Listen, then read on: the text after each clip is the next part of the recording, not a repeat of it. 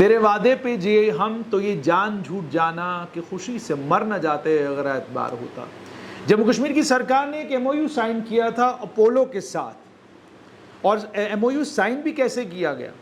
Apollo के जो जिम्मेदार हैं उन जिम्मेदारों को जम्मू कश्मीर बुलाया गया और वो रातों रात जम्मू कश्मीर पहुंच गए, और रातों रात जम्मू कश्मीर पहुंचने के बाद एक एमओयू साइन हुआ 28 दिसंबर 2021 को, और कहा गया अब अपोलो अस्पताल जम्मू में 200 बेड का एक हॉस्पिटल खोलेगा और उसका फायदा जम्मू कश्मीर के आम लोगों को होगा।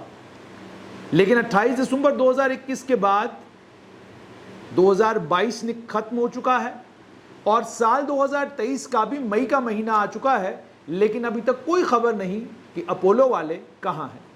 ये तो बात अपोलो वालों की है। हमने तो सुना था मेदांता भी आ रहा है, फोर्टिस भी आ रहा है। ये बात भी की गई थी कि एक मेडिसिटी बनने जा रही है। ये बात भी कही गई थी कि सबसे बेहतरीन स्वास्थ्य सुविधाएं अब आपको जम्मू कश्मीर में मिलेंगी, और नॉर्थ इंडिया में जम्मू कश्मीर मेडिकल सेंटर बनने जा रहा है पूरे नॉर्थ इंडिया का।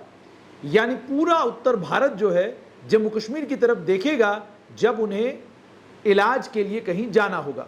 लोग दिल्ली नहीं जाएंगे, लोग चंडीगढ़ नहीं जाएंगे, लोग पंजाब के किसी बड़े हॉस्पिटल में नहीं जाएंगे, बल्कि लोग जम्मू कश्मीर आएंगे और ख़ास तौर पर लोग जम्मू आएंगे। ये भी कहा गया था कि जम्मू कश्मीर में आप जानते हैं पर्यटन के स्रोत तो बहुत सारे हैं, लेकिन पर्यटनों के स्रोतों को जिस तरीके से डेवलप किया जाना चाहिए था उस तरीके से उनको डेवलप नहीं किया गया।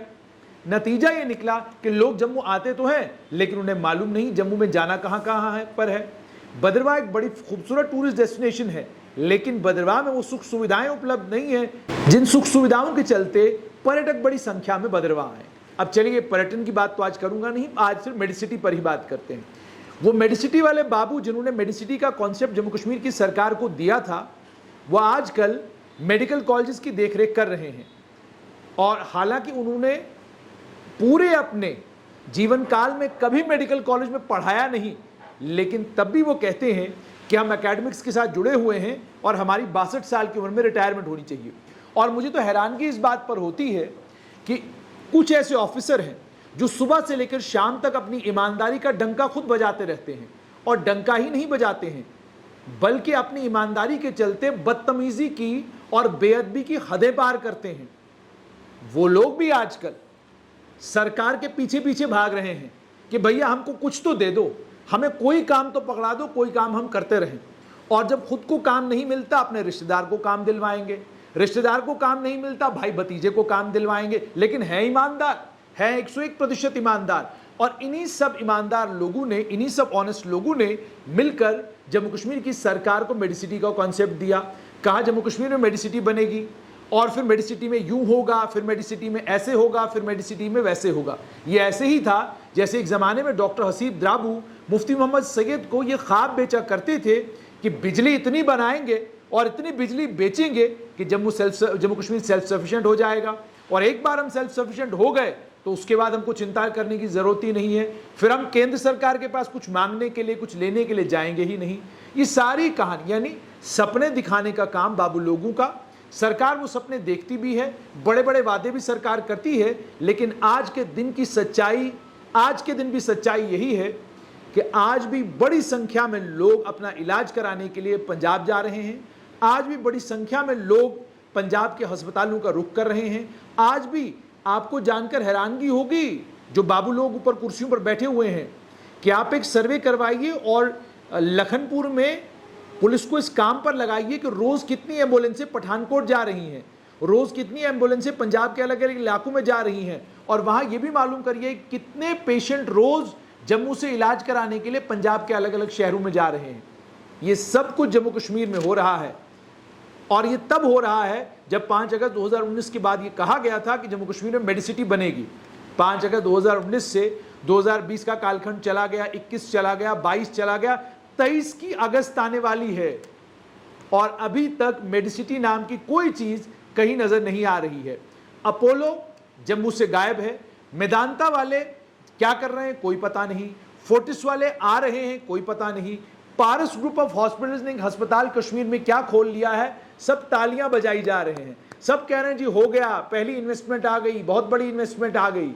कश्मीर में पर्यटन इतना ज़्यादा है कि उनके वहाँ अगर स्वास्थ्य की सुविधाओं को आप बढ़ोतरी करते हैं या उनको घटाते हैं, उससे वहाँ के पर्यटन पर कोई फर्क पड़ने वाला नहीं है। लेकिन जिसे आपको मेडिकल सेंटर बनाना चाहिए था, जहाँ पर आपको मेडिकल टूरिज्म के लिए एक बड़े बड़े इंस्टीट्यूट्स और बड़े बड़े हॉस्पिटल लाने चाहिए थे, वहाँ पर सरकार असमर्थ है अभी भी हॉस्पिटल लाने में। एक हॉस्पिटल आपका नगरोटा में खुलने जा रहा था, वो नगरोटा वाले भाई साहब स्वास्थ्य विभाग को चिट्ठियां लिख लिख के थक गए, लेकिन अभी तक उसका कुछ नहीं हुआ। कुल मिलाकर बात ये कि अभी तक कोई प्राइवेट हॉस्पिटल या कोई बड़े प्राइवेट हॉस्पिटल की चेन जम्मू नहीं आई है। जो हॉस्पिटल्स या जो प्राइवेट मेडिकल सेंटर्स जम्मू में खुले हैं, उनमें इतनी सुविधा है कि अगर आप पेशेंट वहाँ पर जब तक ठीक रहता है तब तक वो मेडिकल सेंटर में रखते हैं उसको, और अगर वो क्रिटिकल हो जाए तो फौरन दौड़ाकर उसको गवर्नमेंट मेडिकल कॉलेज जम्मू पहुँचा देते हैं और उसके बाद उसको कहते हैं कि अब आप मेडिकल कॉलेज के हवाले। ये हमारी स्वास्थ्य सुविधाओं की इस समय की हालत है। सरकार को बताना चाहिए कि फोर्टिस, मेदांता, अपोलो जम्मू कब आएगा। सरकार को बताना चाहिए कि अगर पारस ग्रुप ऑफ हॉस्पिटल्स को लगा कि उनको कश्मीर में अस्पताल खोलना ज़रूरी है, तो जो जम्मू में नगरोटा में एक अस्पताल बना हुआ है, इतना बड़ा इंफ्रास्ट्रक्चर तैयार है, उस हॉस्पिटल के मालिक को वो अस्पताल खोलने की इजाज़त क्यों नहीं दी जा रही है। अपोलो वाले कहाँ चले गए, मेदांता वालों की लेटेस्ट कहानी क्या है, फोर्टिस वालों के बारे में आपका विचार क्या है, ये सब कुछ सरकार को बताना होगा। लेकिन उसके साथ साथ में समाज सेवकों को और जम्मू के ठेकेदारों के लिए भी एक छोटी सी, उनसे भी विनम्र विनती और आग्रह। हर मामले में आप लोग शोर शराबा करते हैं, प्रॉपर्टी टैक्स के ऊपर आप लोग कोर्ट में जाने के लिए तैयार हैं, सर धड़ की बाजी लगाने के लिए तैयार हैं, लेकिन जिन सुविधाओं से, जिन सुख सुविधाओं से और जिन स्वास्थ्य सुविधाओं से जम्मू के कारोबारियों का कारोबार भी बढ़ सकता है और जम्मू की प्राथमिकता भी बढ़ सकती है, उन तमाम चीज़ों पर आपका ध्यान क्यों नहीं जाता। ये सवाल पत्रकारों को ही क्यों पूछना है, अपोलो कहाँ, फोर्टिस कहाँ है, मेदांता कहाँ है, कब पारस ग्रुप यहाँ पर आएगा, कब ये बड़े बड़े हॉस्पिटल की चेन्स जम्मू कश्मीर आएंगी और ख़ास तौर पर जम्मू आएंगी, ये सवाल हम ही क्यों पूछें। ये जिम्मेदारी तो आपकी भी बनती है, वोट तो आप लेते हैं, नेता तो आप हैं, चुनाव तो कल आप लोगों ने लड़ने हैं, लेकिन आप भी जानते हैं चुनाव के समय में आपको तो करना कुछ नहीं है। आपको आज भी यकीन है प्रधानमंत्री आएंगे, चुनाव जितवाएंगे, लेकिन जो समीकरण बदल रहे हैं ना, इन समीकरणों के बदलने के कारण कहीं लेनी की देनी ना हो जाए। इसलिए जो जम्मू के बेसिक मुद्दे हैं, उन मुद्दों पर बात करना शुरू कीजिए। जो काम हुआ है उसके लिए सरकार की प्रशंसा करना बनती है, लेकिन जो काम नहीं हुए हैं उन पर सरकार की आलोचना भी जरूरी है और आम जनमानस को जगाना भी जरूरी है।